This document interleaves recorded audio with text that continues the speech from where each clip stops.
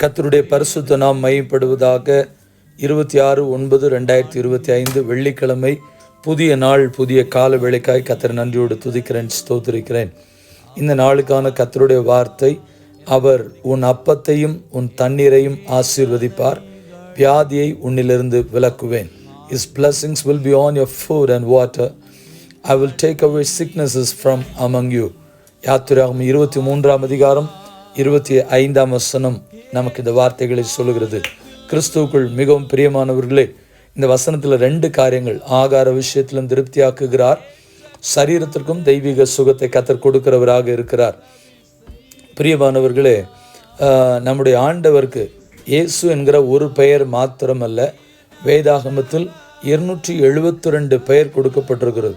அதில் ஒரு பெயர் Jehovah Rafah. Jehovah Rafah which means the Lord that healeth. நானே உன் பரிகாரியாகிய கர்த்தர் என்று சொல்லி, அந்த பரிகாரி நமக்கு சுகத்தை கொடுப்பதற்கு, விடுதலை கொடுப்பதற்கு நல்லவராக இருக்கிறார். நான் சிறு பிள்ளையாக இருந்த நாட்களிலே மருத்துவமனைக்கு நேராக வியாதியஸ்தர்களுக்காய் ஜெபிக்க செல்வதுண்டு. அப்பொழுது அந்த மருத்துவமனையில் காணக்கூடிய காட்சி, உங்களில் பலரும் இதை பார்த்திருப்பீர்கள். அந்த வாசகம் விதமாக எழுதப்பட்டிருக்கும், மருந்து கொடுப்பது மருத்துவர் பணி, சுகம் கொடுப்பது இறைவன் பணி. Doctor can treat you, but God can heal you. கர்த்தருக்கு ஸ்தோத்திரம். ஆண்டவர் ஒருத்தர் மாத்திரம்தான் சுகம் கொடுக்க முடியும். மருத்துவர்கள், அநேக மருத்துவர்கள் இருக்கிறார்கள். இந்த ஜெபத்தை கேட்கிற மருத்துவர்களும் இருக்கிறார்கள். கர்த்தருக்கு ஸ்தோத்திரம். கர்த்தர் அவளை ஆசீர்வதிப்பாராக. அவர்கள் மருந்து மாத்திரைகள் கொடுக்கிறார்கள், அவளுக்கு தெரிந்த விதத்தில், அவருடைய ஞானத்தில், தேவன் கொடுத்த ஞானத்தில் கொடுக்கிறார்கள். ஆனால் இது எல்லாவற்றுக்கும் மேலாக ஒரு மனிதனுக்கு சுகத்தை கொடுப்பது ஆண்டவர். உங்கள் ஒவ்வொருவருக்கும் ஆண்டவர் தெய்வீக சுகத்தையும் கொடுத்து பலகீனங்களுக்கு நீங்களாக்கி பலப்படுத்தி கர்த்தர் காப்பாராக. இந்த வசனங்கள், ஒரு சில வசனங்களை மாத்திரம் சொல்லி ஜெபிக்க விரும்புகிறேன்.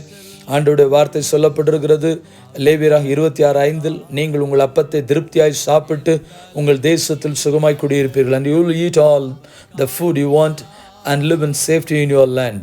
உபாகம் 28:5 சொல்லுகிறது, உன் கூடை மாப்பு செய்கிற உன் தொட்டியும் ஆசீர்வதிக்கப்பட்டிருக்கும்.